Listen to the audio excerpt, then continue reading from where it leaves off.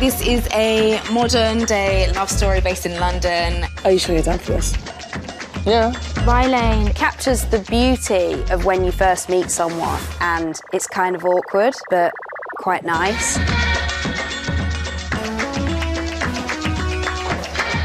The first line in the script was close in on Dom, good looking, but in an awkward way.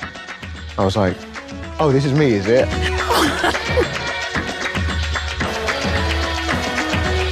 Yaz has a curiosity about life. She's eccentric and also quite confident. You know, you're very... Hey? Refreshingly disarming. David and Vivian were amazing on their own, and then we put them in the room together and it was just like... Even though I'm capturing a place that we all know, Peckham, I really wanted this film to have its own world. It kind of feels like an adventure. It's like a bit of a wild ride through Peckham. As much as we love all those glossy rom-coms, it's not all red buses and strolls through Hampstead Heath. We wanted to show our version of London. All these wonderful places have been gentrified to a degree, but also still has like a real heart and soul. We live in such a different world now, but also not everything is meant to be political. And I think there's something wonderful about this film, that it has all those traits and all those wonderful things that we've all been campaigning for, while also just being two young black people falling in love and finding themselves. And I think that's super important. People will really love that. I want people to watch it and go, that was really joyful and happy.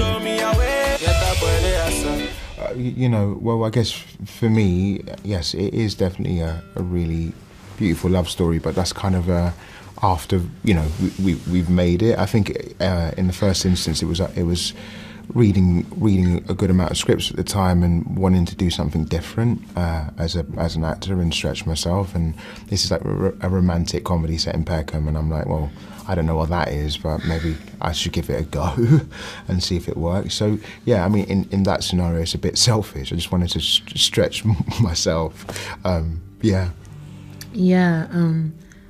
Similarly, my first thoughts were, I've never seen anything like this before. I've never seen characters like this before. I've never seen this depiction of South London before, where all of its idiosyncrasies are captured and uplifted. Yaz is so confusing. How can a person be this impulsive and this curious and this fast? And she wore me out to read, but I was so endeared towards her that I wanted to like understand her motivations and yeah, like take on something that felt like a bit outside myself. Yeah. I read the script and laughed out loud and embarrassed myself on the train. I went into it I went into making my first film thinking I'm not gonna do something that somebody else has written, but it did just make me laugh a lot, and it was a very simple story, you know, about two people walking around, and it felt like the perfect canvas for, you know, making a fun first feature. We had two different people that we read with. So I read with another young lady and Viv read with another dude, and I think, you know, you end up like kind of rooting for the person you're reading with, and that was fine and great. But then Raine, our director, decided to put us two together, and instantly I was like, oh, this girl knows what she's doing. You know, Vivian has a really generous spirit, which means that you get a lot and you don't have to do too much as an actor, and I like that. I like having someone to like spar with, or you know. So yeah, she was easy. Yeah, the same essentially. Like I enjoyed my first feud with the other guy. He was great, but then I got in the room with David and I was just like, the characters that we'd created were complementing each other so well. David's incredible, but I already knew that as an actor. But yeah, the world, it's like we'd planned it together, like almost. And we had to improvise. We had to pretend to set up a dating profile on our phones. And obviously Yaz is so impulsive and crazy that I was being super intense, and David was just batting with all of it and bringing more and throwing me off. And I was like, wow, like, I would love to work with this guy. I wanted to work with him anyway, but I was like, I really would love to have a full amount of time to work with him, so yeah. my job is to sort of follow my instincts, you know, and I kind of felt like I knew what I wanted. The process was pretty traditional. We met some amazing actors, and the moment I met Vivian and David separately, I felt like we'd found our leads.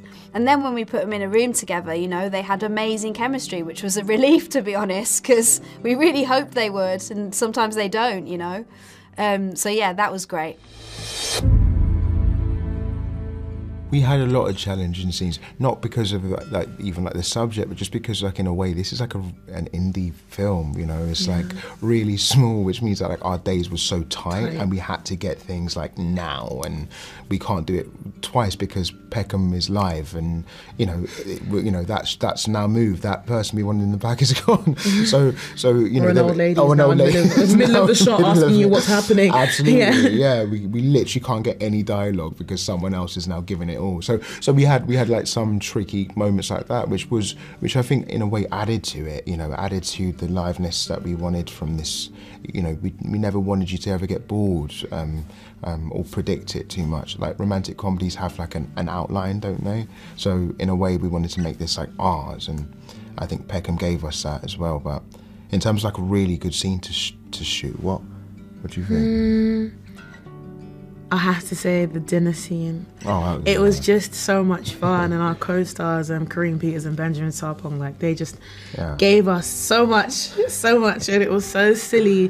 That day was like the most delirious day of filming because we just we were sticking to the script, but everyone was adding so much, and we were like, it's gonna be a miracle if they can get something out of this which they can use.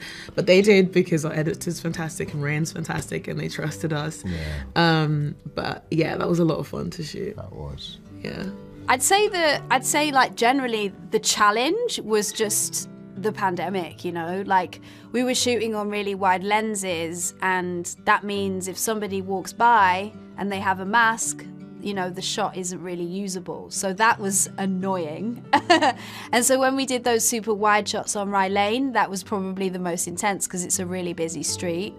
I think one of my favourite days of the shoot was shooting in Brixton Market, mainly because it's a place that is changing so quickly, and I really wanted to capture it before it changed anymore. And so the minute we started rolling, I was like, yes, we're getting it, you know, we're capturing this place now, and it's gonna live forever because films live forever.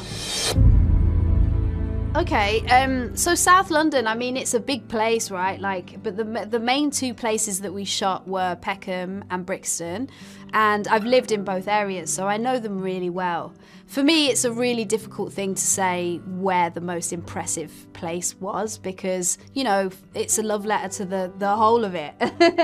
But I think the most important places that we shot were the two cinemas, the Ritzy Picture House and Peckhamplex. And for different reasons, really. Peckhamplex is, you know, one of the last few cinemas that actually sells tickets for an affordable price, which, you know, is incredibly important in this day and age. And then the Ritzy is an iconic location. It's an old cinema, it's beautiful, it's right slap bang in the centre of Brixton, you know, one of the best places in the world. So, you know, I feel that the whole of South London is special and iconic and brilliant, but they were two places that I was pretty adamant that we would shoot, and, you know, we did. So I was really grateful that could happen.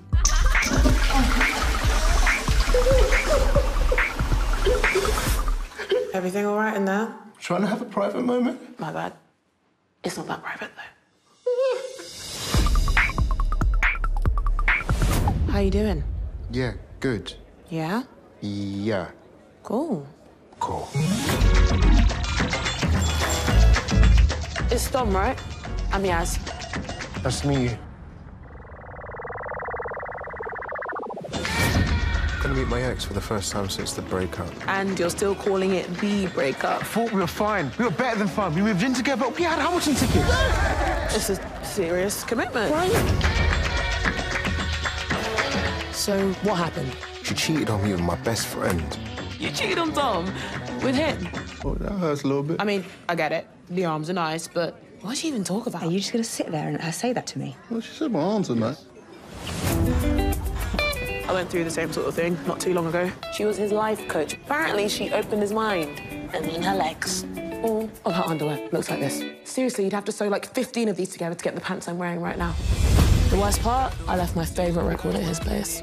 Let's go find a record shop right now and I'll buy you a new copy. But I don't want a new copy. I want my copy. You must have changed the locks. Like I'm gonna break in. Someone must have a key for Jules' gaff. I'll keep them chatting. You look for the key. Room for one more?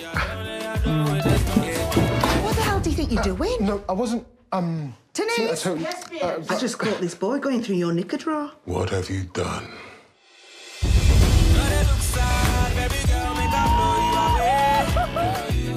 Sometimes you just gotta see what happens. Just go where the breeze takes you.